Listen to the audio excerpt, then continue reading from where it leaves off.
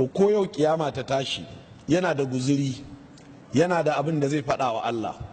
Amma ka'idar ƙaunar Allah, ƙur'ani ya bayyana mana, ya ce qul in kuntum tuhibbuna Allah fattabi'uni yuhibbukum Allah wa yaghfir lakum dhunubakum wallahu ghafurur rahim. Faɗa musu ka ce in dai kuna son Allah to ku bi ni. don haka ka'idar ƙaunar Allah ita ce a ga kana bin sunnar manzon Allah sallallahu alaihi wa alihi sallama. To sa'an nan kuma ka'idar biyayyar manzon Allah, ka'idar ƙaunar manzon Allah sallallahu alaihi wa alihi sallama, a mai littafin al-shifa al-qadi iyad ya ce wa alamatu mahabbatihi ittiba'u sunnatihi. Alamar kana ƙaunar manzon Allah shine ka bi sunnar shi, ba ka zauna kai ta shigantaka a cikin gari ba sai 12 ga watan Rabi'ul Awwal ka je ka zuba wa 'ya'yan musulmi ICD a ruwa su kasa bacci, a kwana ana cewa ana ƙaunar manzon Allah. Ƙarya ta farko da kuka yi wa manzon Allah tukuna ita ce cewa an haifi manzon Allah 12 ga watan Rabi'ul Awwal. Duk wanda ya faɗi haka in bai tuba ba sai ya shiga wuta. Ba inda aka ruwaito a cikin hadisi cewa an haifi manzon Allah ranar 12 ga watan Rabi'ul Awwal. Don wannan magana na ji ahlus sunna ba sa tsaya suna tantance maganganun da suke faɗi. Ahlus sunna wallahi akwai wani ilimi dole sai kun koye shi. Wannan ilimi shine ilimin tace maganganu, shi ake kira ilmu mustalahil hadith, shi ake kira ilmul jarh wa ta'dil, shi ake kira ilmu tahqiq. Dole ne sai kun tsaya kun yi wannan ilimi, in ba haka ba kowace bankaura ku ɗauko ku nannaɗa ta ga manzon Allah sallallahu alaihi wasallam, wallahi wuta za ka tafi. Saboda hadisi ya zo sahihi cikin sahihu Muslim da sahih na Ibn Hibban, annabi sallallahu alaihi wa alihi wasallama ya ce man kadhaba alayya muta'ammidan falyatabawwa maq'adahu minan nari. Wanda ya min ƙarya da gangan ya tattali mazaunin shi a wuta. Wannan lafazin Bukhari ma ya ruwaito shi. A riwayar Ibn Hibban annabi sallallahu alaihi wasallam ya ce man qala alayya ma lam aqul, wanda ya faɗi maganar da ban faɗi ba ya danganta mini, falyatabawwa maq'adahu minan nari, ya tattali mazaunin shi a wuta. Babu dalili ku je ku faɗa ko ina dangas ku ce Albani na Zariya shi ya ce. Babu inda aka ruwaito a hadisi cewa an haifi manzon Allah ranar 12 ga watan Rabi'in Awwal. Babu wannan kalubale ne na jefawa kowa. Duk wanda ya gama zafin kai ya huce ka ce ya kawo da isnadi haddasana ko ya kawo a cikin littafin hadisi da isnadi an ruwaito wani malamin hadisi ya ce sahihi ne. Babu. Dan sanda aka haifi annabi sallallahu alaihi wa alihi sallama ba a san waye shi ba a san waye zai zama ba annabawa ma a zamanin, balle a ce ana sa rai shi ma zai zama. Kawai suna ganin shi rajulun adi, kawai gama gari ne. Sai da aka haife shi ne aka ga a'a wannan ba gama gari ba ne. Bayan shekara 40 da haihuwar shi sannan aka je aka fara bincikar wannan mutum da ya zama babban mutum yaushe aka haife shi. Kamar galibinmu ne nan, duk wanda yake sau'in mu dinnan, duk wanda ya ce ga yadda aka haife shi, dai ba gidan yan boko aka haife shi ba ko yan arabiya, sai dai ya kintaci faɗi. In ka je ka tambayi babanka, baba yaushe aka haife ni, sai ya ce ran da Sardauna ya zo nan. To Sardauna sau nawa ya zo Bauchi? Ko kuma ya ce ran da aka yi yakin Nehu da MPC, ran nan aka haife ka. Duk ba kwatance ba ne? Sau nawa aka yi yakin Nehu da MPC? Ya fi a kirga. Abin da kadai malamai suka iya ganowa, ya tabbata an haifi annabi a shekarar da aka yi yakin giwaye, sannan ya tabbata ran litinin aka haife shi, saboda cewa ran litinin aka haife shi ta zo a cikin hadisi sahihi wanda Imamu Muslim da Ahmad suka ruwaito. Amma 12 ga watan Rabi'in Awwal ɗaya ce cikin kintace yanki faɗi wanda ainihin aka yi, wanda duk ba su da tabbas. Me yasa ba a kiyaye wannan rana ba a cikin hadisi? Saboda babu wata ibada da aka shar'anta a ciki.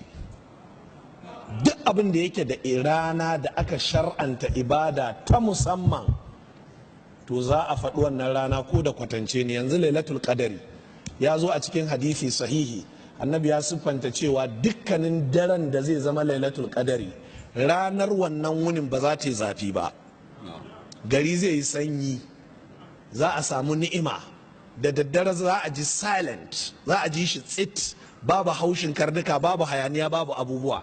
Alama ce ta lailatul qadari saboda akwai wata ibada da aka shar'anta a ciki.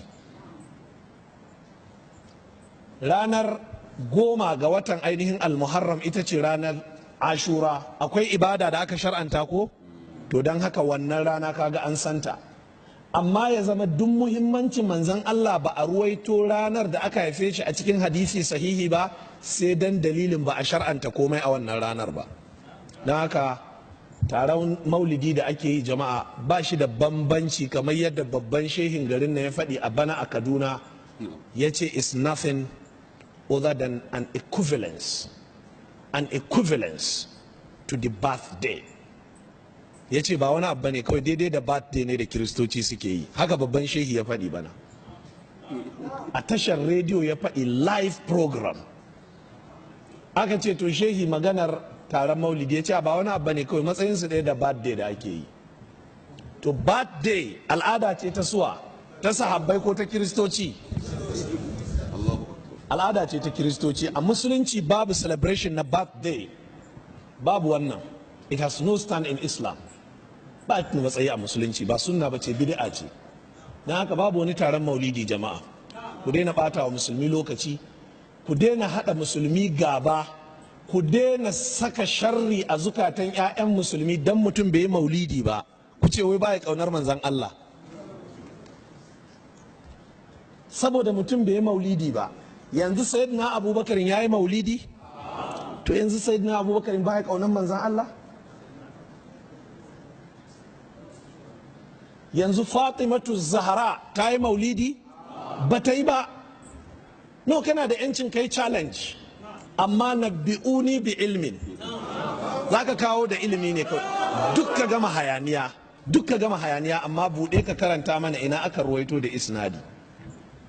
Al-ilmu qala Allahu qala rasuluhu qala as-sahabatu laysa bit-tamwihi mal ilmu nasbaka lil khilafi safahatan bainar rasuli wa baina ra'ayi faqihi. Ilimi shine a ce Allah ya ce, annabi ya ce, ba laifi a ce sahabbai sun ce. So kar ku bata mutane lokaci, ku hada 'ya'yan musulmi gaba, ku gurbata musu zukata a daidai lokacin da ake kokarin a gyara zukatan 'ya'yan musulmi su tashi da hasken sunna. Kawai sai ku tashi saboda mutum bai yi abin da ku da kanku kun tabbatar bid'a ne. Taron maulidi ba a fara yin shi ba jama'a sai bayan shekara ta 500, sai bayan shekara 500 da fara musulunci jama'a. Kuma sarki ne daga cikin sarakuna na gargajiya ya fara yin wannan taron maulidi. Ka karanta littafin al-madkhal na al-imamu ibn al-hajj, ka karanta littafin iqtida'u sirat al-mustaqim mukhalafat ashabil jahim. Waɗannan manyan malamai suka tabbatar da cewa duk waɗannan ayyuka na maulidi ba a fara su ba sai bayan shekara 500. Bayan shekara 500 har su imamu maliku sun rasu, sun daɗe a cikin ƙasa da wajen shekara 400, sannan aka zo aka fara. To yanzu duk su imam malik ba sa ƙaunar manzan Allah? Ya kamata ku rinka sanin abin da kuke faɗi. Kawai in ka ɗauki abu ya zama maka business of the year, kana business kana tara kuɗi, kawai shikenan, Allah ya kai mu lafiya ka samu kuɗinka shikenan.